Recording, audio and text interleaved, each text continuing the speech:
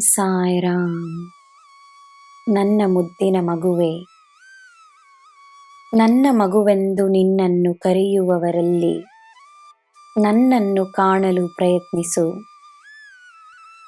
ಎಲ್ಲರಿಂದ ಕಲಿಯಲು ಪ್ರಯತ್ನಿಸು. ಪದೇ ಪದೇ ಜನರ ವರ್ತನೆ ನಿನಗೆ ನೋವನ್ನು ನೀಡಿದರೆ ನೀನು ಮೌನವಾಗು.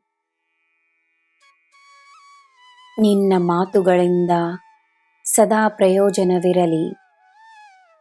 ಪ್ರಯೋಜನವಿಲ್ಲದಿದ್ದರೆ ನಿನ್ನ ಮೌನದ ಅಗತ್ಯವಿದೆ ಎಂದು ತಿಳಿದುಕೋ. ಎಲ್ಲ ತಾನಾಗೆ ಸರಿಯಾಗುತ್ತದೆ ಎಂದು ನಂಬು. ನಿನ್ನ ಹಾಗೆ ನೀನು ಮಾತ್ರವೇ.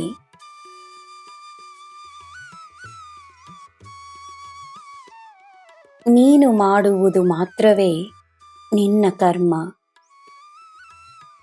ಬೇರೆಯವರ ವರ್ತನೆಗೆ ನಿನ್ನ ಪ್ರತಿಕ್ರಿಯೆ ಮಾತ್ರವೇ ನಿನ್ನ ಕರ್ಮವಾಗುತ್ತದೆ, ಅವರ ವರ್ತನೆಯಲ್ಲ. ಕಷ್ಟದಲ್ಲಿ ನಿನ್ನ ಬಳಿ ಬರುವವರಿಗೆ ನಿನ್ನಿಂದಾದರೆ ಸಹಾಯವನ್ನು ಮಾಡು.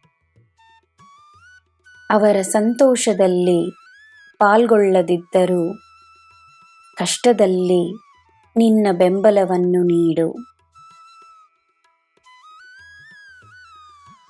ನಿನ್ನ ಮನಸ್ಸಿನ ಶಾಂತಿ ಸದಾ ನಿನ್ನ ಜೊತೆಯೇ ಇರುತ್ತದೆ.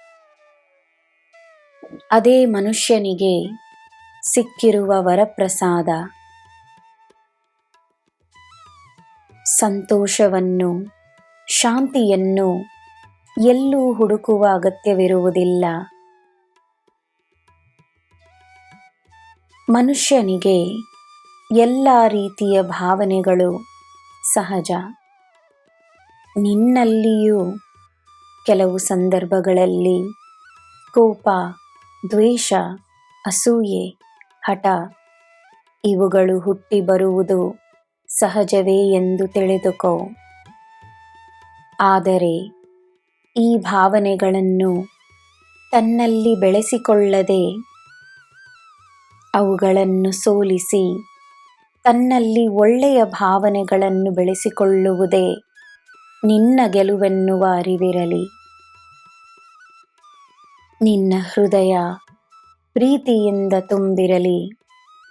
ನಿನ್ನ ಮನಸ್ಸು ಶಾಂತಿಯಿಂದ ತುಂಬಿರಲಿ. ನೀನು ನನ್ನ ಮಗುವೆನ್ನುವ ಅರಿವು ನಿನ್ನಲ್ಲಿ ಸದಾ ಇರಲಿ. ನಿನಗೆ ನಾನಿದ್ದೇನೆ. ನಿನಗೆ ಎಲ್ಲ ಶುಭವೇ. ಜೈ ಸಾಯಿರಾಮ್.